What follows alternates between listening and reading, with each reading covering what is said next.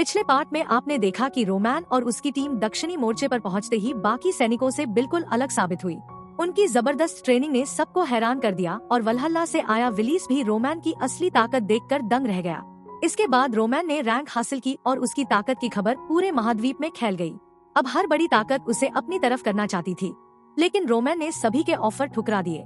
दृश्य 3 साल पहले का दिखाया जाता है। एक आदमी कुछ कागज देख रहा होता है और कहता है कि उसे यकीन नहीं हो रहा कि उसे इन नोबल्स के साथ ऐसे खेल खेलने पड़ रहे हैं। इस आदमी का नाम MC बर्नी है और वो दक्षिणी मोर्चे का जनरल है। वो ईस्टर्न फ्रंट का एक अनुभवी योद्धा था जिसने सिर्फ राजा के प्रति अपनी वफादारी की वजह से खुद वहाँ लड़ने का फैसला किया था। 10 साल तक सैकड़ों लड़ाइयों में उसने कैरो की रक्षा की। वो एक साधारण परिवार से आया था, लेकिन अपनी मेहनत से सैकड़ों सैनिकों का नेता बन गया। लेकिन एक ही वार ने सब कुछ खत्म कर दिया।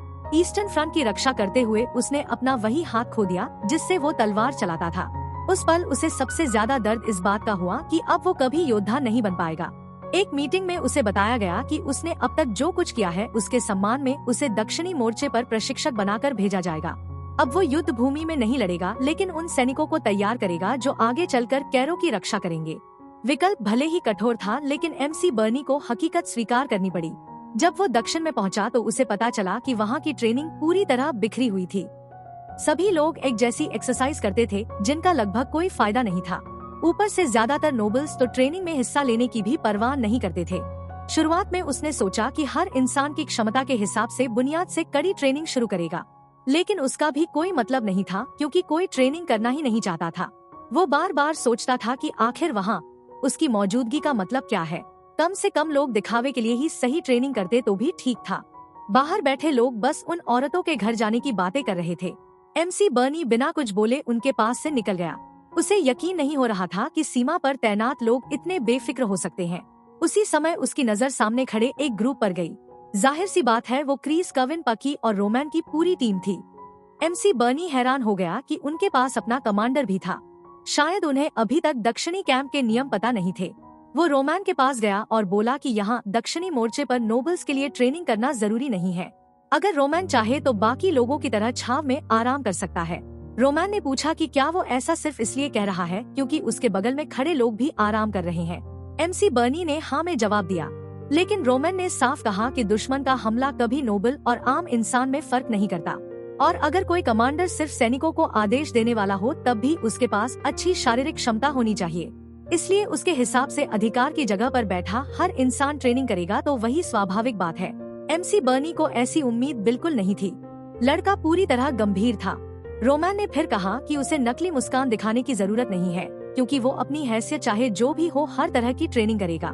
पहली बार MC बर्नी ने किसी नोबल को इतनी ईमानदारी से ट्रेनिंग के लिए तैयार देखा था। वो जानता था कि लोग उसी इंसान के लिए अपनी जान देते हैं जो उन्हें सम्मान देता है। उसने सोचा था कि वो इस ट्रेनिंग को थोड़ा आसान बना देगा, लेकिन अब उसने अपना फैसला बदल लिया। कम से कम अगले 3 हफ्तों तक वो अपनी पूरी ताकत लगा देगा। उसने घोषणा की कि पहला हफ्ता सिर्फ शारीरिक ट्रेनिंग का होगा और MC बर्नी के इस फैसले के साथ नरक जैसी ट्रेनिंग शुरू हो गई। पहला काम था पीठ पर भारी वजन लादकर जितनी तेज दौड़ सकते हो उतनी तेज दौड़ना। इसका मकसद उन्हें ऐसी युद्ध भूमि की आदत डालना था जहां एक पल का भी आराम नहीं मिलता।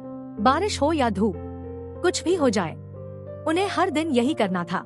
लेकिन दूसरी फैमिलियों से आए लोग आगे भाग रहे लड़कों की बराबरी भी नहीं कर पा रहे थे। कुछ समय बाद तलवार की प्रैक्टिस शुरू हुई। MC बर्नी ने कहा कि युद्ध ऐसी चीज है जिसमें कभी पता नहीं होता कि वो कब खत्म होगा, इसलिए उनकी प्रैक्टिस भी तब तक चलेगी जब तक वो खुद रुकने का आदेश न दे, और जो कोई भी बीच में हार मानेगा उसे बाद में दोगुनी ट्रेनिंग करनी पड़ेगी। रात को एक आदमी शिकायत करता है कि वो लोग पूरी तरह थक चुके हैं और अब जाकर उन्हें आराम मिलेगा। आसान ट्रेनिंग कैंप वाली बात पूरी तरह झूठ निकली और इसकी वजह कुछ खास लोग हैं। फिर वो रोमैन के ग्रुप की तरफ मुड़कर कहता है कि थोड़ा आराम से किया करो, तुम लोगों की वजह से बाकी सबको भी ज्यादा मेहनत करनी पड़ रही है। वो लोग तो बस यहाँ भेजे गए साधारण सैनिक हैं। उन्होंने कभी ऐसी तैयारी नहीं की। अगर वो भी उतने समय से ट्रेनिंग कर रहे होते जितना तुम लोग कर रहे हो तो जरूर बराबरी कर लेते। तभी हेंडरसन कांपते हुए पूछता है कि आखिर ये लोग कितने समय से ट्रेनिंग कर रहे हैं। वो आदमी चौंक कर जवाब देता है कि उन्हें तो सिर्फ 1 साल हुआ है, जबकि हेंडरसन का ग्रुप पूरे 10 साल से ट्रेनिंग कर रहा है। हेंडरसन ने उसे ठीक करते हुए कहा कि उन्हें ट्रेनिंग शुरू किए सिर्फ 3 महीने हुए हैं। उसने उस आदमी से कहा कि बहाने बनाना बंद करो, क्योंकि सच्चाई ये है कि उसने कभी अपनी पूरी मेहनत ही नहीं लगाई। इसके बाद वो दिन दिखाया जाता है जब हेंडरसन को पता चला था कि सैनिकों की भर्ती होने वाली है। तभी उसने रोमैन का अधीनस्थ बनने का फैसला किया। उसे लगा था कि सिर्फ रोमैन की सेवा करनी है तो शायद कोई खास योग्यता नहीं चाहिए होगी, लेकिन यही उसकी सबसे बड़ी गलतफहमी निकली। जब उसने भर्ती के समय लुकास और पकी जैसे अनुभवी मर्सनरी को देखा तो उसे समझ आ गया कि यहाँ जगह बनाना इतना आसान नहीं है। उस पल हेंडरसन को लगा कि वो एक हर्बिवोर है जो खूंखार जानवरों के बीच आ गया है, और उसे शक होने लगा कि वो चुना भी जाएगा या नहीं। उसने क्रीज से कहा कि उसे नहीं लगता कि वो लॉर्ड रोमैन की सेवा करने लायक है। क्रीज ने वजह पूछी तो हेंडरसन बोला कि वो तो बस एक नौसिखिया है जिसे तलवार चलाना भी ठीक से नहीं आता। सच तो ये था कि अब तक वो किसान की जिंदगी जी रहा था और शायद उसने खुद को जरूरत से ज्यादा समझ लिया था कि रोमैन की परीक्षा पास कर लेगा। क्रीज ने पूछा कि क्या वो सिर्फ इसलिए हार मान रहा है क्योंकि वो बाकी लोगों से पीछे है। हेंडरसन ने हाँ कहा। तब क्रीज ने समझाया कि जब उसने पहली बार कविन को देखा था तब वो सिर्फ गुस्से से भरा एक साधारण लड़का था। उसे भी समझ नहीं आया था कि रोमन ने उस आम लड़के को क्यों चुना। लेकिन आज कविन को देखने वाला हर इंसान जानता है कि क्या हुआ। इतने कम समय में कविन ऐसा योद्धा बन गया जिसे कोई नजरअंदाज नहीं कर सकता। हेंडरसन को वो पहला दिन याद आया जब उसने रोमैन को देखकर बेवकूफी में उसे चुनौती दे दी थी और जाहिर सी बात है बुरी तरह हार गया था। उसी दिन उसे एहसास हुआ कि जिसे वो अपनी ताकत समझ रहा था वो सिर्फ कुएं का मेंढक था। इसलिए अगर लॉर्ड ने उसे अपने सैनिक के रूप में चुना है तो चाहे वो उस वक्त कितना भी कमजोर क्यों न हो, उसके अंदर भी कविन और क्रीज की तरह आगे बढ़ने की क्षमता जरूर है। जिस इंसान को वो फॉलो कर रहा है वो उस क्षमता को हकीकत बना सकता है। हेंडरसन ने कहा कि उसमें खुद पर भरोसा करने की हिम्मत नहीं है, लेकिन इतनी भीड़ में से उसे ही चुना गया है। उसे अब भी समझ नहीं आता कि एक किसान इतना मजबूत कैसे बन सकता है। फिर भी वो रोमैन के फैसले पर भरोसा करेगा और हर ट्रेनिंग में अपनी जान लगा देगा। उसी दिन से हेंडरसन की जिंदगी बदलने लगी। पिछले 3 महीनों में उसने हर ट्रेनिंग में अपना सब कुछ झोंक दिया। चाहे उल्टी आने वाली हो या बेहोश होने की नौबत हो, वो फिर भी अपने साथियों के साथ कदम मिलाने की कोशिश करता रहा। इसी मेहनत ने उसकी आज की मजबूत बॉडी बनाई। फिर उसने बाकी लोगों से पूछा कि आखिर उनके हिसाब से युद्ध होता क्या है। जब जान दांव पर लगी हो तब दूसरों की मेहनत की शिकायत क्यों कर रहे हो? अपनी कमजोरी मानने की बजाय तुम लोग दूसरों को भी अपने स्तर तक नीचे खींचना चाहते हो। इसलिए उसके पास इस बेवकूफी भरी बात का कोई जवाब नहीं है। वो आदमी और उसके दोस्त वहीं खामोश खड़े रह गए जबकि हेंडरसन पूरे आत्मविश्वास के साथ उन्हें दयनीय कहकर वहाँ से चला गया। रोमैन के सैनिकों ने आने वाले युद्ध के लिए अपना मन पहले ही तैयार कर लिया था। ट्रेनिंग लगातार और कठिन होती गई, लेकिन वो लोग फिर भी डटे रहे। दूसरी तरफ पेड़ के नीचे बैठे नोबल्स कह रहे थे कि उन्हें समझ नहीं आता ये लोग इतनी मेहनत क्यों कर रहे हैं। अगर ईस्टर्न फ्रंट होता तो बात अलग थी, लेकिन यहाँ तो आराम से समय काटा जा सकता है। उनमें से एक बोला कि ये लोग इसलिए इतना पसीना बहा रहे हैं क्योंकि ये साधारण परिवारों से आते हैं। अगर डिमिट्री परिवार का नाम ना होता तो कोई इन्हें पहचानता भी नहीं। सब हंसने लगे जबकि हेनरी सोच रहा था कि आखिर वो रोमैन जैसे आदमी के करीब कैसे जाए। रोमैन को शायद एहसास ही नहीं कि दूसरे नोबल्स के साथ अच्छे रिश्ते बनाना कितना जरूरी होता है। हेनरी के लिए यही उन छोटे इलाकों के नोबल्स की सबसे बड़ी समस्या थी। हालांकि उसने सोचा कि किसी न किसी तरह सब ठीक हो ही जाएगा। इसके बाद दृश्य बदलता है जहां जैक्सन नाम का आदमी अपनी जानकारी दे रहा होता है। वो स्काउट्स का कप्तान है और बताता है कि उन्होंने को की रक्षा पंक्ति में अब तक 48 बार घुसपैठ की है। वो अपने राजा को रिपोर्ट देता है कि को की लगभग सारी सेना पूर्वी मोर्चे पर तैनात है क्योंकि वहाँ क्रोनोस हमला कर रहा है, इसलिए दक्षिणी मोर्चे पर कब्जा करना ज्यादा मुश्किल नहीं होना चाहिए। हेक्टर का राज्य कभी क्रोनोस जितना शक्तिशाली हुआ करता था। अपनी मजबूत रक्षा व्यवस्था की वजह से वो बहुत तेजी से आगे बढ़ा था, लेकिन वल्हल्ला से हारने के बाद उसका पतन हो गया। इसके बाद हेक्टर की ताकत गिरकर कैरो के बराबर पहुंच गई और अब एम्पायर में उन्हें हर कदम बहुत संभल कर उठाना पड़ता था। तभी एक चिंतित आवाज अपने पिता से पूछती है कि क्या वो कुछ कह सकता है। वो प्रिंस एडविन था। उसने कहा कि पिछले 5 सालों से उनके एम्पायर में लगातार खराब फसल हो रही है। गोल्डन बैंक से लिया गया कर्ज अब ब्याज की वजह से चुकाना लगभग नामुमकिन हो गया है। अगर यही चलता रहा तो हेक्टर एम्पायर के पास इस इलाके में बची हुई इज्जत भी खत्म हो जाएगी। राजा ने कहा कि उसे इन सब बातों का पहले से पता है। एडविन बोला कि हार के बाद उन्होंने युद्ध से दूरी बना ली थी, लेकिन अब हालात बदल चुके हैं क्योंकि पिछले 1 साल से वो लगातार तैयारी कर रहे हैं। अपने परेशान नागरिकों और पूरे राज्य के भविष्य के लिए अब फैसला लेना ही होगा। पिता के लिए युद्ध शब्द का मतलब कुछ और था, जबकि बेटे के लिए कुछ और। फिर उसने एडविन से पूछा कि क्या उसे अपने फैसले पर पूरा भरोसा है। एडविन ने जवाब दिया कि अगर भरोसा नहीं होता तो वो ये बात कभी नहीं उठाता। तब राजा ने घोषणा की कि इस पल से युद्ध से जुड़ा पूरा अधिकार एडविन को दिया जाता है। अब से युद्ध से संबंधित हर फैसला वही करेगा। एडविन ने सिर झुकाकर धन्यवाद दिया और कहा कि वो हमेशा राजा की सेवा में रहेगा। दूसरी तरफ दक्षिणी मोर्चे पर 3 हफ्तों की ट्रेनिंग आखिरकार खत्म हो चुकी थी। मैकबर्नी मुस्कुराते हुए बोला कि आज से सब लोग 5वीं रक्षा पंक्ति का हिस्सा होंगे। यही वो जगह है जहां ज्यादातर नोबल्स जाना पसंद करते हैं, क्योंकि ये सबसे शांत इलाका माना जाता है। रोमैन ने उसे धन्यवाद कहा। मैकबर्नी ने जवाब दिया कि इसकी जरूरत नहीं है और अगर कभी किसी चीज की जरूरत पड़े तो बेझिझक बताना। जब रोमैन और उसकी टीम ट्रेनिंग कैंप छोड़कर जा रही थी तब मैकबर्नी ने एक बार फिर उसका धन्यवाद किया। उसने कहा कि रोमैन और उसके लोगों की वजह से उसे समझ आया कि असली ट्रेनिंग किसे कहते हैं। उसने रोमैन को एक चिट्ठी दी और कहा कि शायद ये ज्यादा बड़ी चीज ना हो, लेकिन उम्मीद है उसके काम आएगी। उस चिट्ठी में दक्षिणी इलाके का पूरा नक्शा और वहाँ की भौगोलिक जानकारी लिखी हुई थी। रोमैन ने उसे धन्यवाद देते हुए कहा कि अगर यहाँ युद्ध छिड़ा तो ये जानकारी बहुत काम आएगी। मैकबर्नी ने उसे सुरक्षित लौटने की शुभकामनाएं दी और रोमैन ने भी धन्यवाद कहा। उसी पल मैकबर्नी का मन कह रहा था कि उसे रोमैन का साथ दे देना चाहिए। इन 3 हफ्तों में रोमैन ने साबित कर दिया था कि वो ऐसा इंसान है जिसके लिए पूरी जिंदगी समर्पित की जा सकती है, लेकिन उसकी एक बाह नहीं थी।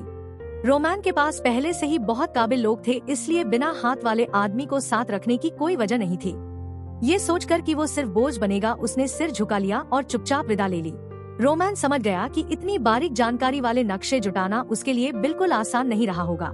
सिर्फ उसकी यही नियत रोमैन का सम्मान जीतने के लिए काफी थी। उधर दक्षिण की पहली रक्षा पंक्ति पर एक सैनिक दूर देखकर घबरा गया, क्योंकि दुश्मन की सेना तेजी से उनकी तरफ बढ़ रही थी।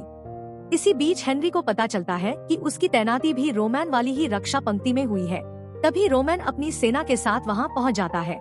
हेनरी मन ही मन बड़बड़ाता रहता है कि आखिर उसे इस आदमी के साथ ही क्यों रहना पड़ रहा है। तभी पूरे दक्षिणी मोर्चे पर हड़कंप मच जाता है। खबर आती है कि हेक्टर ने आधिकारिक रूप से कैरो के खिलाफ युद्ध की घोषणा कर दी है। सभी सैनिकों को तुरंत युद्ध की तैयारी करने का आदेश मिलता है।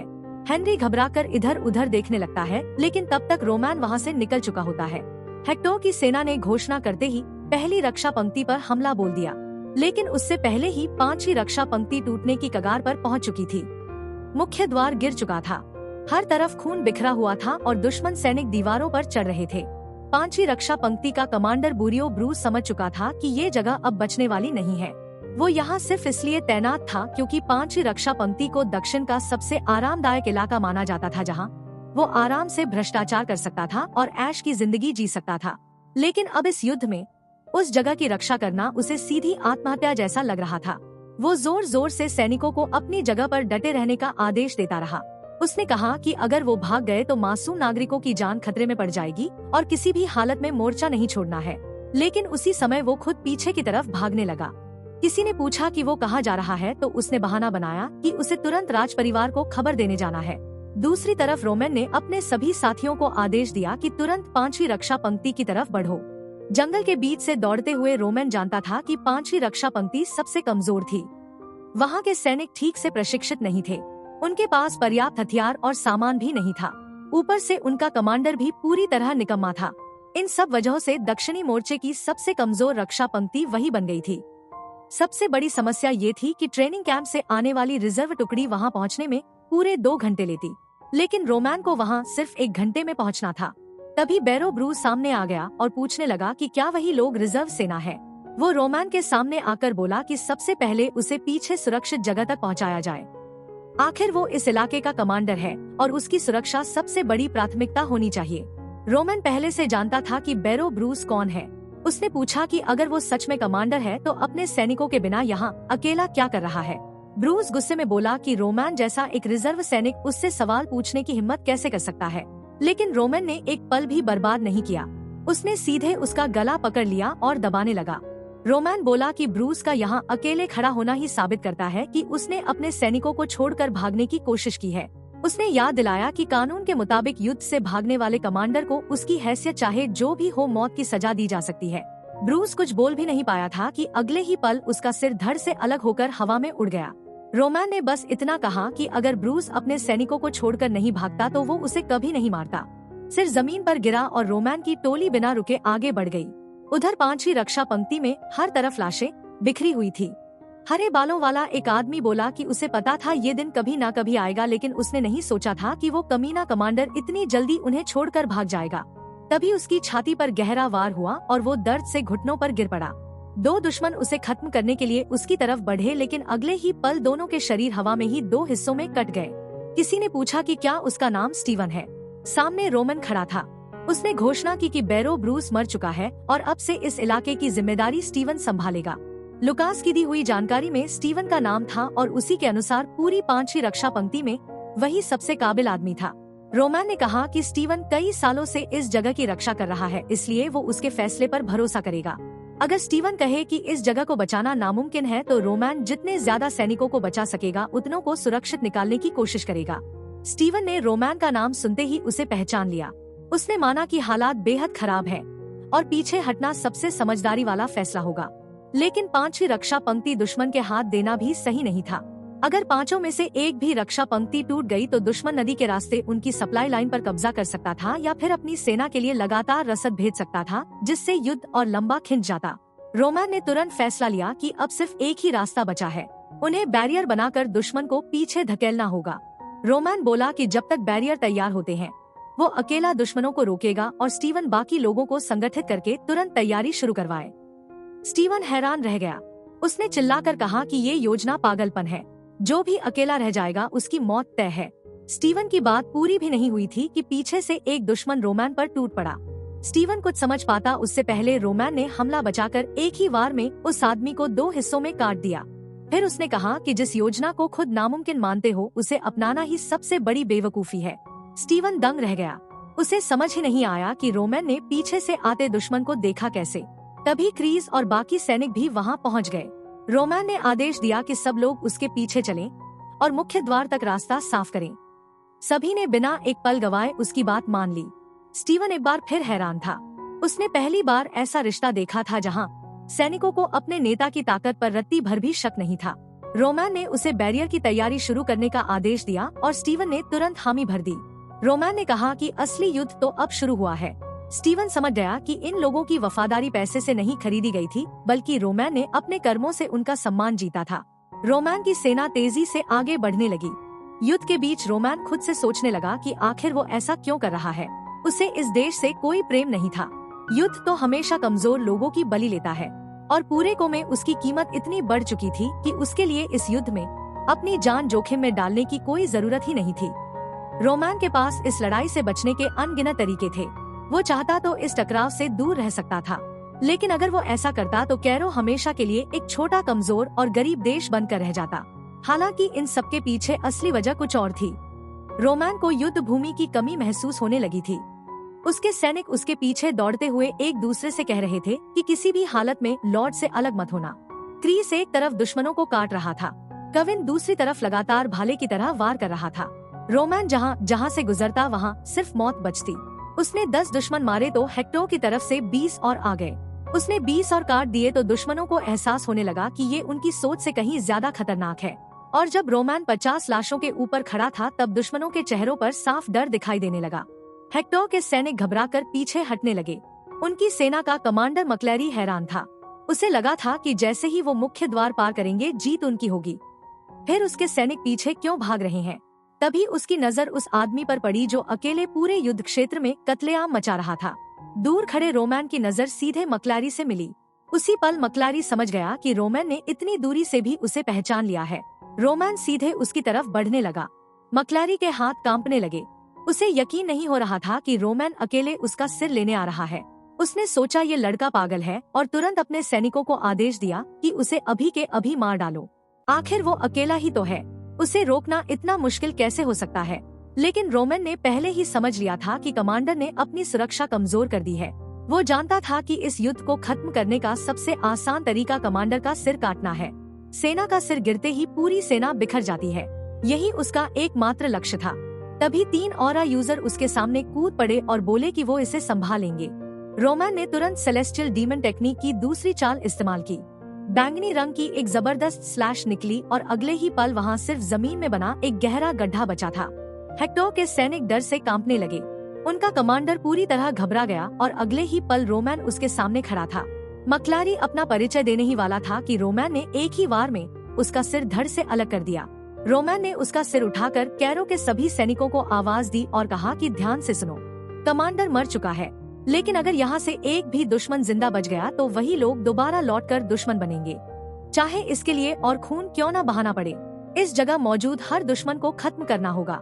दूसरी तरफ हेनरी एल्बर्ट ये सब अपनी आंखों से देख रहा था। अब उसे समझ आ गया कि उसके अंकल ने क्यों कहा था कि किसी भी कीमत पर रोमैन के करीब रहना। कमांडर के मरते ही हेक्टर के बचे हुए सैनिक जान बचाकर भागने लगे, जबकि बाकी सभी वहीं मार दिए गए। कुछ देर बाद क्रीज ने रिपोर्ट दी कि पूरे 30 सैनिकों में से एक भी नहीं मरा, सभी जिंदा है और मिशन पूरी तरह सफल रहा। रोमैन ने सबको बधाई दी और आदेश दिया कि सभी अपने घाव भरने के लिए पोषण इस्तेमाल करें। ये देखकर स्टीवन दंग रह गया। उसे यकीन नहीं हो रहा था कि रोमैन अपने हर सैनिक को इतनी महंगी पोषण दे रहा है।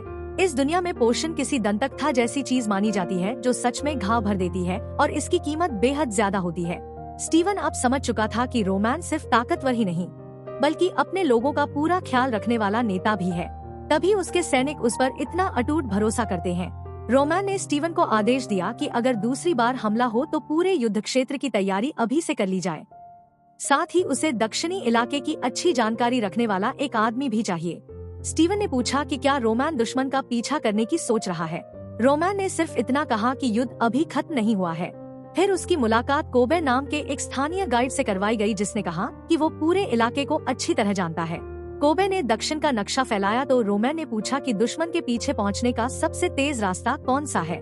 कोबे बोला कि सामान्य रास्ते से जाने में 2.5 घंटे लगेंगे, लेकिन रोमैन ने कहा कि उसे ऐसा रास्ता चाहिए जिसमें 2 घंटे से ज्यादा न लगे। कोबे हैरान रह गया। उसे समझ आ गया कि रोमैन अंदाजा नहीं लगा रहा, बल्कि उसे पहले से दक्षिणी इलाके की अच्छी जानकारी है। कोबे ने पूछा कि क्या रोमैन पहले भी यहाँ आ चुका है। रोमैन ने जवाब दिया कि जब स्टीवन ने उसे बुलाया था तभी उसने अंदाजा लगा लिया था कि लोग सोचेंगे उसे इलाके की कोई जानकारी नहीं है, इसलिए उसने पहले ही ऐसी आपात स्थिति के लिए यहाँ की बुनियादी जानकारी पढ़ रखी थी। हालांकि उसने माना कि उसकी जानकारी अभी पूरी नहीं है, इसी वजह से उसे कोबे जैसे स्थानीय आदमी की मदद चाहिए। कोबे को उसी पल समझ आ गया कि रोमैन उन बाकी नोबल्स जैसा बिल्कुल नहीं है जो दक्षिणी मोर्चे पर सिर्फ आराम से सैन्य सेवा पूरी करने आते हैं। शायद पहली बार उसे लगा कि रोमैन के साथ सच में उम्मीद की कोई किरण है। उनकी पूरी बातचीत 10 मिनट से भी कम चली। बाहर आते ही क्रीज ने बताया कि वो और बाकी 30 सैनिक पूरी तरह तैयार हैं।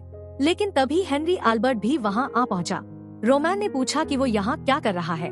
हेनरी चुप रहा तो रोमैन ने दोबारा पूछा। हेनरी जानता था कि अगर उसने सच बता दिया कि वो रोमैन से दोस्ती करने आया है तो उसे तुरंत भगा दिया जाएगा, इसलिए उसने सबसे पहले अपने पुराने व्यवहार के लिए माफी मांगी। उसने माना कि यहाँ आने में उसे शर्म आ रही है, लेकिन वो रोमैन के साथ चलना चाहता है। आखिर वो भी कैरो का एक नोबल है और हाथ पर हाथ रखकर नहीं बैठना चाहता। अब से वो रोमैन के आदेश मानेगा। रोमैन ने उसे साथ आने की इजाजत दे दी, लेकिन एक बात साफ कह दी, अगर हेनरी एक पल के लिए भी उसकी योजना के रास्ते में आया तो वो बिना पीछे देखे उसे वहीं छोड़ देगा। इसके बाद पूरी टोली निकल पड़ी। जाहिर सी बात है हेनरी कुछ ही देर में बुरी तरह थक गया। तभी कोबे की नजर रास्ते में पड़े एक घायल सैनिक पर गई। वो ट्रेनिंग कैंप का सैनिक था। रोमैन ने पूछा कि क्या हुआ। घायल सैनिक ने बस इतना कहा कि उन पर हमला हुआ था और मदद की भीख मांगने लगा। रोमैन ने तुरंत हिसाब लगाया कि अगर ये आदमी इतनी दूर तक पहुंचा है तो हमला कम से कम 30 मिनट पहले हुआ होगा। इसका मतलब साफ था, दुश्मन ने एक साथ 5 रक्षा पंक्तियों पर हमला किया था और तेज रफ्तार दस्तों को पीछे भेजकर ट्रेनिंग कैंप पर भी धावा बोल दिया था। तभी रोमैन को कुछ याद आया और उसने कहा कि सबसे पहले उन्हें दक्षिणी ट्रेनिंग कैंप लौटना होगा। दृश्य बदलता है। हरे बालों वाला एक आदमी तलवार पकड़े खड़ा है। वो मैक बर्नी था। उसने कहा कि चाहे वो लोग लड़े या न लड़े, मौत तो तय है, इसलिए वो कम से कम एक दुश्मन को साथ लेकर ही मरेगा। लेकिन उसके मन में सिर्फ एक बात चल रही थी, काश उसका दायां हाथ अभी भी होता तो सब कितना आसान होता।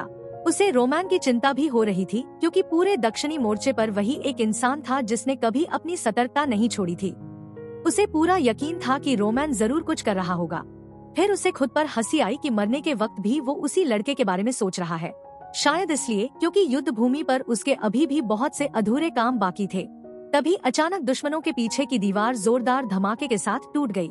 उसने सोचा कि क्या कैरो की मदद पहुंच गई, लेकिन वहाँ रोमैन था।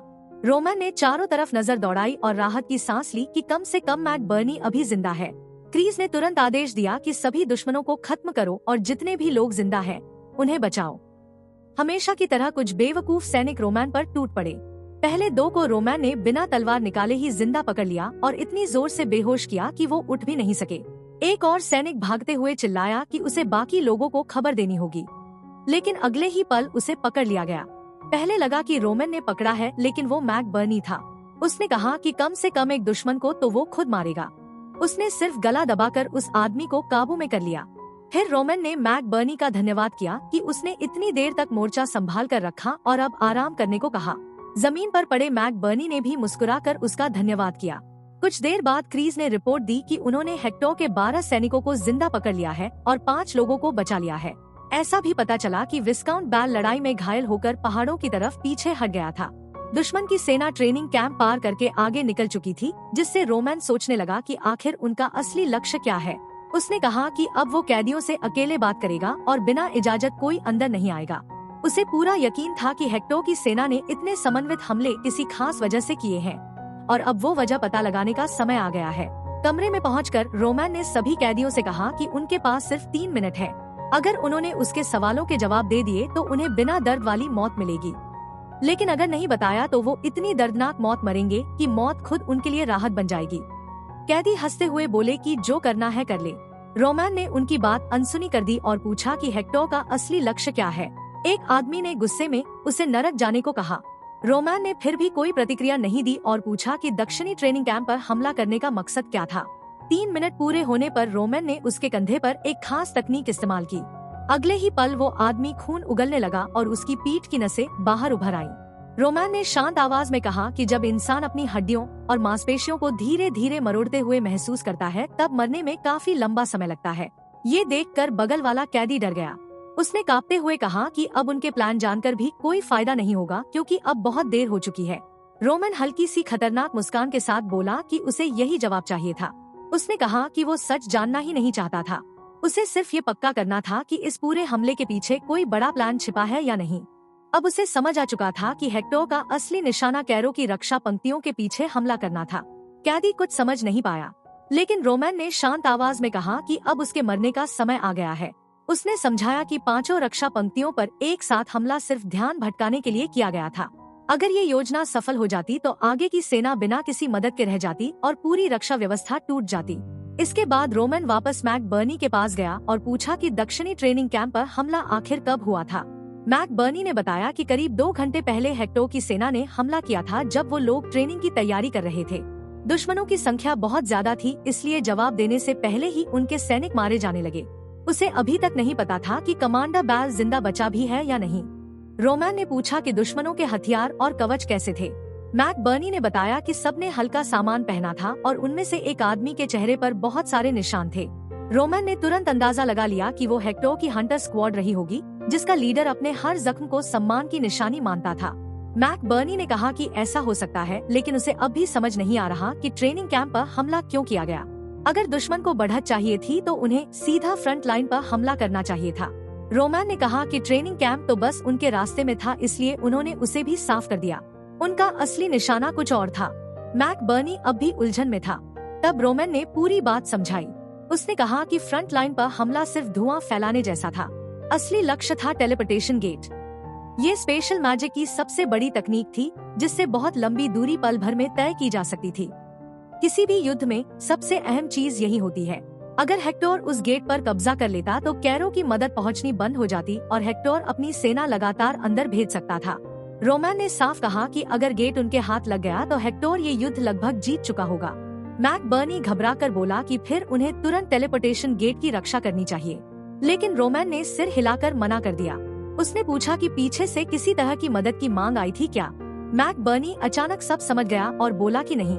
रोमन ने कहा कि अगर उन पर 1.5 घंटे पहले हमला हुआ था तो इसका मतलब दुश्मन अब तक गेट तक पहुंच चुका होगा, और अगर वहां से कोई संदेश नहीं आया तो इसका सिर्फ एक मतलब है, टेलीपोर्टेशन गेट पहले ही दुश्मनों के कब्जे में जा चुका है। अब उनकी उत्तर और दक्षिण दोनों तरफ की सप्लाई लाइन कट चुकी थी। वो पूरी तरह अकेले पड़ चुके थे। अब से उनका पहला लक्ष्य राज्य का इंतजार करना नहीं, बल्कि किसी भी तरह जिंदा बचना होगा। दूसरी तरफ हेक्टर की सीमा पर कमांडर मक्लैरी को खबर मिली कि उनकी चाल सफल रही। टेलीपोर्टेशन गेट पर कब्जा हो चुका है और कैरो को कुछ समझ ही नहीं आया।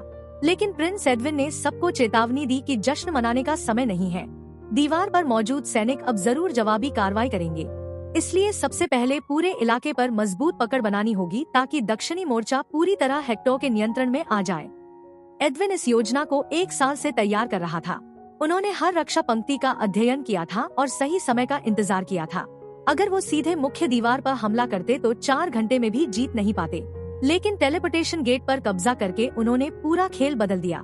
एडविन ने आदेश दिया कि सबसे खराब स्थिति के लिए भी तैयार रहो। अगर पहली योजना किसी वजह से नाकाम हो जाए तो गेट को ही नष्ट कर देना ताकि दुश्मन भी उसका इस्तेमाल न कर सके।